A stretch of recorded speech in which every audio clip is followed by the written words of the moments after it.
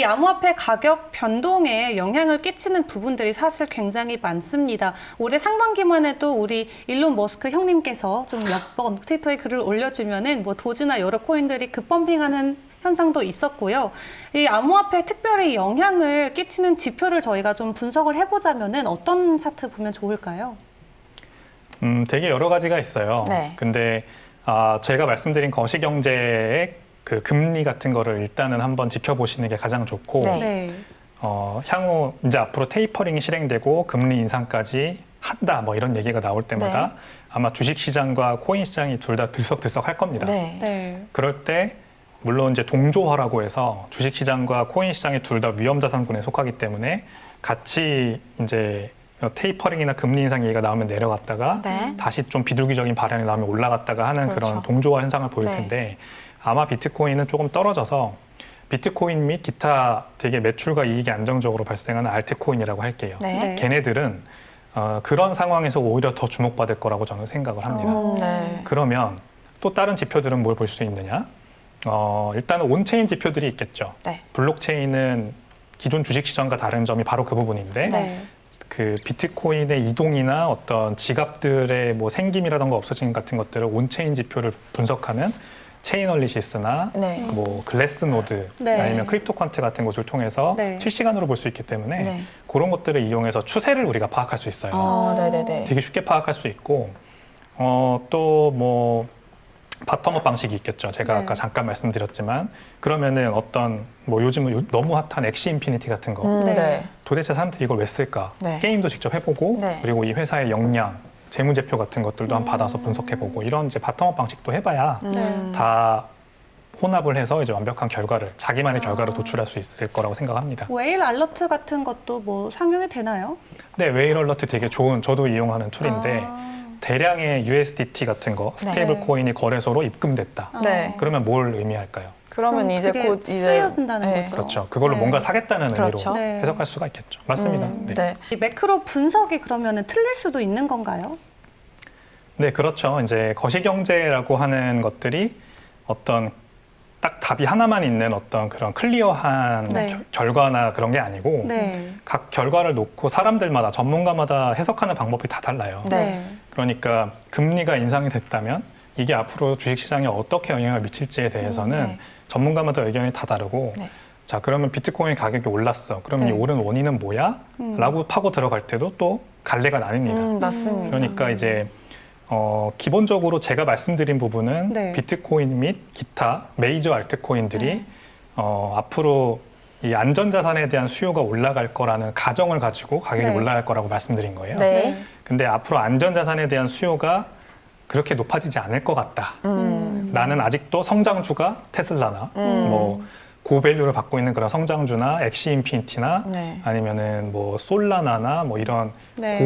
고성장 그런 토큰 코인들이 올라갈 것 같다 생각하시는 수도 있겠죠. 네. 네, 둘 다 맞습니다. 아직 모르는데 이제 제 생각은 네. 그렇다는 거 네. 말씀드린 겁니다. 진짜 이렇게 오늘 거진 30분 동안 백 이사님 이야기를 들어보니까 경제 쪽의 지식이 굉장히 해박하신 것 같아요. 혹시 이런 매크로 분석 외에도 이런 가상자산의 가격을 예측하는 그런 다른 장치 같은 것들도 있으신가요?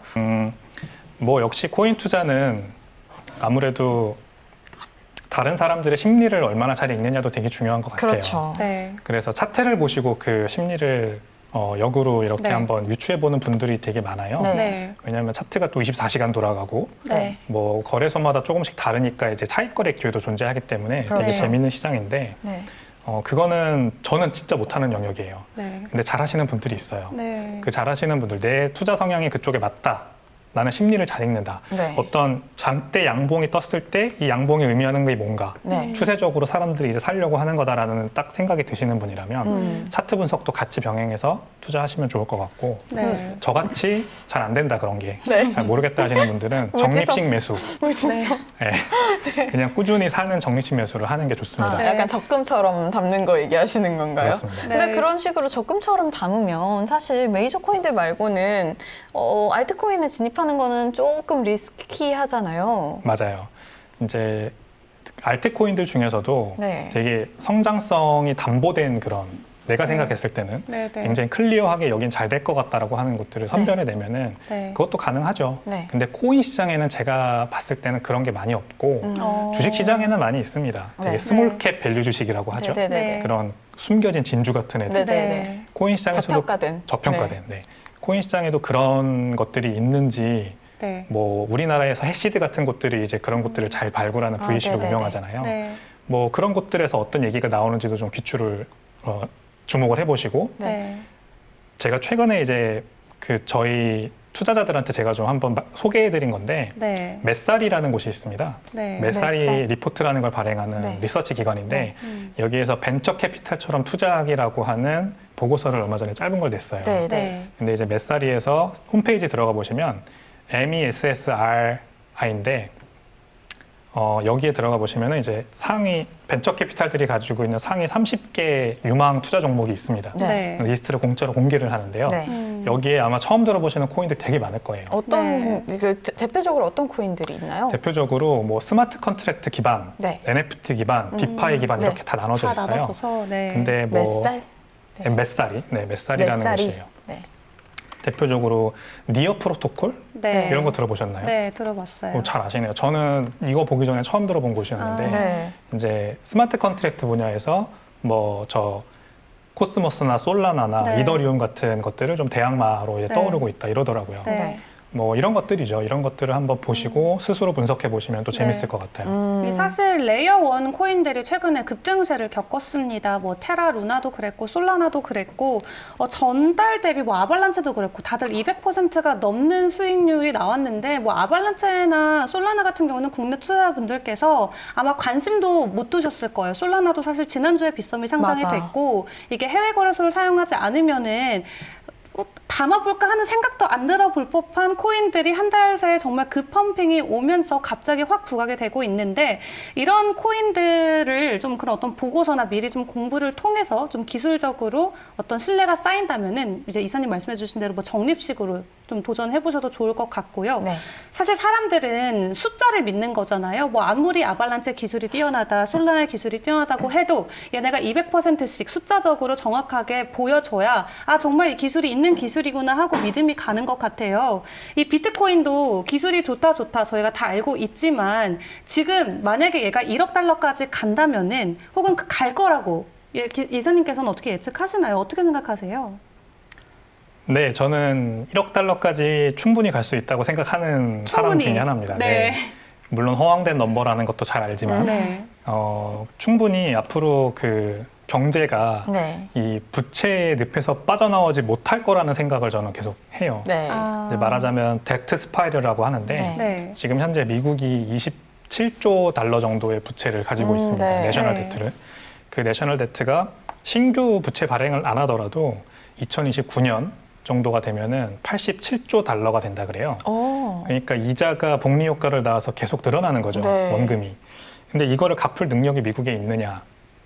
쉽지 않고 네. 지금 뭐 바이든 정부도 그렇고 인프라 빌이라고 해가지고 뭐 1조 달러짜리 통과시키고 3조 달러짜리가 이제 또 통과되고 네. 그러니까 계속 정부 연방 부채가 늘어나거든요. 네. 네. 이런 거에 대한 이자 비용을 감당할 수 없습니다 이미. 네. 충분히 그렇고 그걸 감당하기 위해서 결국 할 수 있는 건 연방 정부가 할 수 있는 건 계속 제로금리 유지하는 거. 네. 그러면서 장기채 금리는 뛰어나가게 그냥 놔두는 거 인플레이션과 함께. 네. 그래서 네. 물가 상승을 일부 용인하면서 단기채 네. 금리는 잡아놓고 네. 계속 뭐 비둘기적인 발언과 외파적인 발언을 섞어서 이렇게 연준이 내놓는 걸 반복할 거예요. 네. 그러면은 사람들이 미국 정부에 대한 신용이 떨어집니다. 그렇죠. 그러면은 국채에 더 이상 사람들이 투자하고 싶어 하지 않죠. 네. 국채의 금리도 낮잖아요. 네. 네. 1.3%인데 네. 실질 금리는 마이너스예요. 네. 명목금리가 그 네. 정도니까.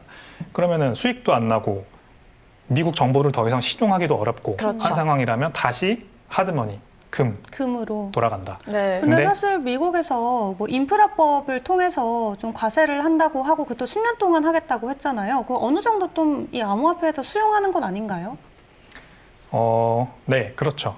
자, 암호화폐 업계는 인프라 빌에 들어간 암호화폐 관련된 부분을 가지고 이제 이게 너무 과도한 규제다 아니다를 가지고 얘기하는 건데 그래서 이제 구별을 하셔야 됩니다. 네. 인프라 빌 같은 게 통과가 돼가지고 다시 시장의 유동성이 풍부해지면 네. 위험자산 시장은 물론 당연히 좋죠. 네. 주식 시장과 코인 시장은 환영을 할 겁니다. 네. 네. 근데 그런 상황에서도 결국 사람들이 일시적으로는 환영을 하지만 네. 경제는 계속 그 상황에서도 경기는 계속 조금씩 안 좋아질 수밖에 없다는 거죠.